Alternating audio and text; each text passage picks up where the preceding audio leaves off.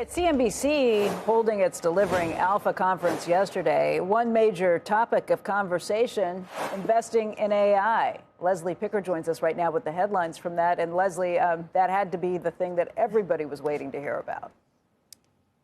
Yeah, we could have had a whole conference just talking about investing in AI. And we spoke with 4 different people yesterday at Delivering Alpha about whether there's an AI bubble or not. And it really seemed like consensus was that no, they believe the opportunity is still massive, but they think not every company will succeed. Here's JP Morgan's Mary Erdos. AI itself is not a bubble. That's a crazy concept. That's like saying our computer's a bubble. Like, we are on the precipice of a major revolution in the way that companies operate, efficiencies are found, and reaching your client in a whole different paradigm.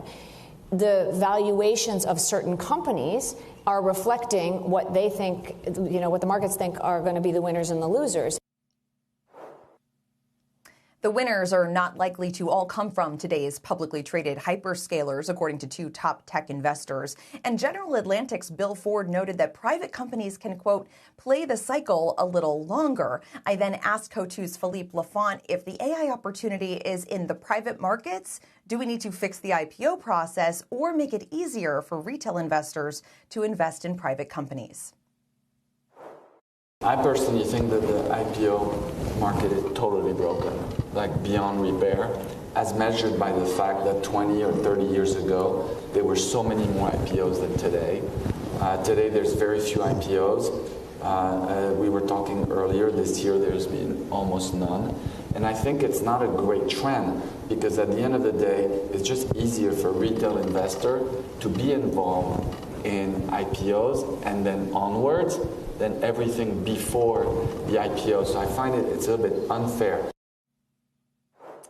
To check out more content from the event, go to cnbc.com/delivering-alpha. Guys. Leslie, what's your biggest takeaway after hearing this from everybody? Because this morning we're looking at the futures down another 277 points after the big drops yesterday, the biggest drops for the markets across the board since April 10th. What's the takeaway? Yeah, and I actually, in my first panel, I pushed Ares and Mary Erdos a little bit, Ares CEO Michael Arrighetti and JP Morgan's Mary Erdos a little bit on just some of the overall debt concerns, because that's a key issue here. Regardless of whether or not AI is in a bubble, could we see some kind of near-term pain based on just the overall debt levels and the ability of the companies to fund their obligations for that debt?